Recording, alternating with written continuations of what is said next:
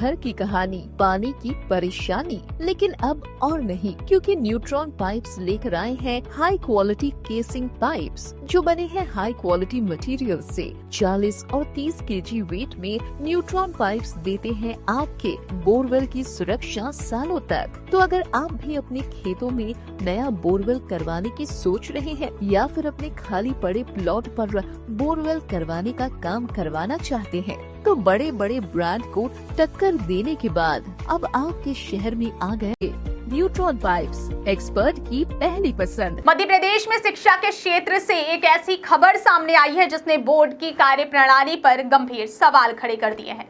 माध्यमिक शिक्षा मंडल द्वारा आयोजित 10वीं और 12वीं की मुख्य परीक्षाओं में इस बार भारी विसंगतियां देखने को मिली। परीक्षा के दौरान हुई इन तकनीकी और अकादमिक चूकों के कारण अब बोर्ड को अपनी गलती स्वीकार करनी पड़ी है, जिसके फलस्वरूप प्रदेश के हजारों छात्रों को बोनस अंकों का तोहफा मिलने जा रहा है। विशेष रूप से 12वीं के फिजिक्स के पेपर में बोर्ड की लापरवाही चरम पर दिखी, जहां छात्रों से ऐसे सवाल पूछे गए जो उनके आधिकारिक सिलेबस यानी पाठ्यक्रम का हिस्सा नहीं थे। विस्तार से बात करें तो 12वीं कक्षा के फिजिक्स यानी भौतिक शास्त्र के पेपर में क्वालिटी फैक्टर से संबंधित प्रश्न पूछा गया था, जिसे बोर्ड ने पहले ही सिलेबस से हटा दिया था।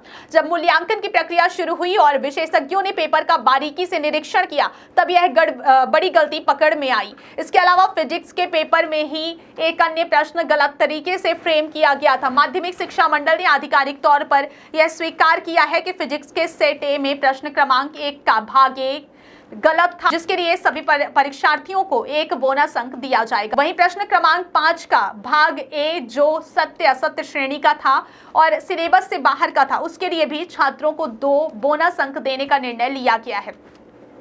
यह राहत उन सभी परीक्षार्थियों को मिलेगी जिन्होंने यह पेपर अटेम्प्ट किया है, चाहे उनका सेट कोई भी रहा हो। सिर्फ फिजिक्स ही नहीं बल्कि अन्य विषयों में भी इस तरह की खामियां उजागर हुई हैं। 12वीं के बुक कीपिंग एंड अकाउंटेंसी विषय में 2 बहुविकल्पीय प्रश्नों MCQ में विकल्पों में त्रुटि पाई गई। वहीं अंग्रेजी विषय के विभिन्न set A, B, C, D में भी प्रश्न क्रमांक 6 और 7 में कुछ उपभागों में विसंगतियां थी। बोर्ड ने निर्देश जारी किया कि जिन छात्रों ने इन विवादास्पद सवालों को हल करने की कोशिश की है, उन्हें अनिवार्य रूप से बोनस अंक दिए जाएंगे। 10वीं बोर्ड परीक्षा की परीक्षाओं में भी कुछ भ्रामक और गलत सवालों की पुष्टि हुई है, जहां बोर्ड ने अपनी उदारता दिखाते हुए बोनस अंकों का प्रावधान किया। इस बार की मूल्यांकन प्रक्रिया में एक और बड़ा बदलाव देखने को मिल रहा है। मध्य प्रदेश बोर्ड अब कॉपियों की जांच के बाद मिलने वाले अंकों को सीधे ऑनलाइन पोर्टल पर अपडेट कर रहा है। इस डिजिटल इवैल्यूएशन प्रोसेस का सबसे बड़ा फायदा यह होगा कि रिजल्ट तैयार करने में लगने वाला समय काफी कम हो जाएगा, क्योंकि परीक्षाएं समय से पहले शुरू हुई थी। मूल्यांकन भी युद्ध स्तर पर जारी है, इसलिए ऐसी प्रबल संभावना है कि बोर्ड अप्रैल के अंतिम सप्ताह या मई के पहले हफ्ते तक परिणामों की घोषणा कर सकता है। हालांकि